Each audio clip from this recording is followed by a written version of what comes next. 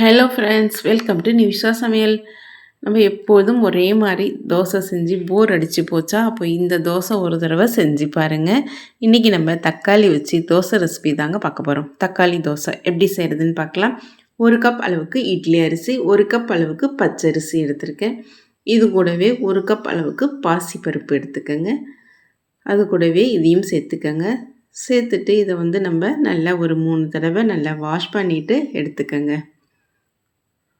நல்லா வாஷ் பண்ணிவிட்டு இது கூட நம்ம தண்ணி ஊற்றி இதை ஒரு 3லேருந்து 4 மணி நேரம் ஊற வச்சு இதை எடுத்துக்கலாம்.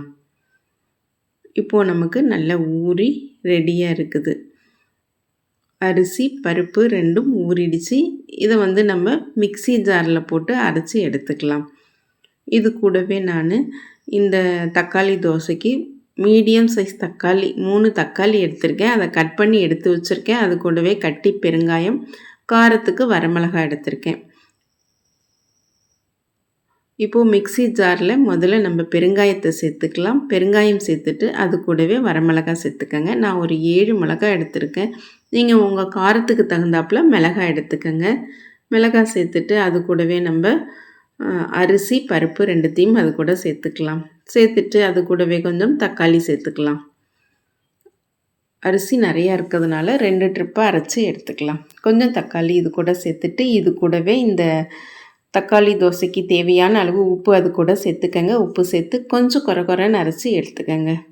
ரொம்ப வழுவழுன்னு அரைக்காமல் கொஞ்சம் கொரகொரன்னு இது மாதிரி அரைச்சி எடுத்துக்கங்க. இப்போ இந்த மாவை நம்ம ஒரு பாத்திரத்துக்கு மாற்றிக்கலாம். இதே மாதிரி நம்ம மீதம் இருக்கிற மாவையும் அரைச்சிட்டு எடுத்துக்கலாம்.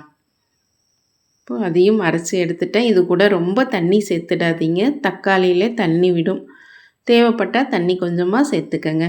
இப்போ தோசை மாவு பதத்துக்கு மாவை கரைச்சி எடுத்துக்கங்க. இந்த பதத்துக்கு மாவை நல்லா மிக்ஸ் பண்ணி எடுத்துக்கங்க. இந்த மாவை நம்ம புளிக்க வைக்கணும்னு அவசியம் இல்லைங்க. இதை நம்ம அடை மாதிரி உடனே தோசை ஊற்றிக்கலாம். அடுப்பில் ஒரு கல் போட்டுட்டு கல் நல்லா ஹீட் ஆனோன்னே நம்ம இதை தோசை ஊற்றிக்கலாம். இந்த தோசை நல்லா நமக்கு மெல்லிசாக ஊற்றுறதுக்கு வரும். இது மாதிரி நல்லா மெல்லிசாக ஊற்றிட்டு இது கூட நெய் அல்லது நல்லெண்ணெய் ஓரத்தில் 1 ஸ்பூன் சேர்த்துக்கங்க. சேர்த்துட்டு இது ஒரு சைடு நல்லா வேகட்டும். வெந்ததுக்கு அப்புறம் நம்ம இன்னொரு பக்கம் திருப்பி போட்டுக்கங்க.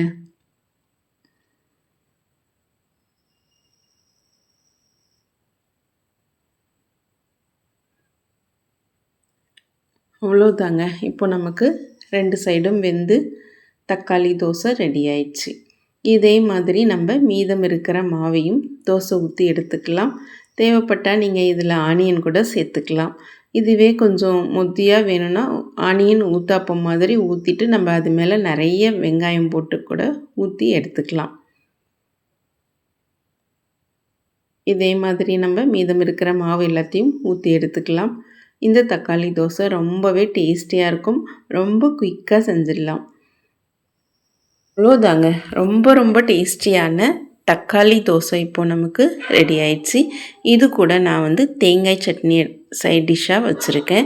இந்த தேங்காய் சட்னி கூட இந்த தக்காளி தோசை சாப்பிடும்போது ரொம்பவே டேஸ்டியாக இருக்கும். டேஸ்டியான இந்த தக்காளி தோசை ரெசிப்பியை நீங்களும் ட்ரை பண்ணி பாருங்கள். ட்ரை பண்ணி பார்த்துட்டு எப்படி வந்ததுன்னு கமெண்ட்ஸில் சொல்லுங்கள். மறக்காமல் நிமிஷா சமையலுக்கு சப்ஸ்கிரைப் பண்ணுங்கள், லைக் பண்ணுங்கள், ஷேர் பண்ணுங்கள்.